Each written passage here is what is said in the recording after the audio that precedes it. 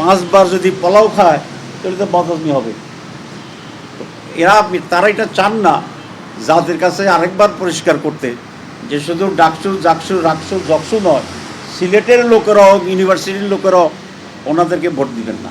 তারা অনেকেই বলেছিলেন যে ওনাদের নেতা লন্ডন থেকে আসার পরে সব উল্টে যাবে, এবং পরে যখন দেখা গেল আসার পরেও জগন্নাথের রেজাল্ট আগের সিলসিলায় ঠিক আছে।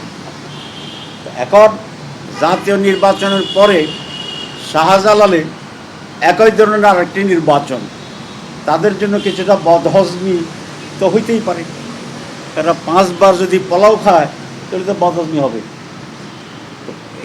তারা এটা চান না জাতির কাছে আরেকবার পরিষ্কার করতে যে শুধু ডাকসু জাকসু রাকসু জকসু নয়, সিলেটের লোকেরাও ইউনিভার্সিটির লোকেরাও ওনাদেরকে ভোট দিবেন না।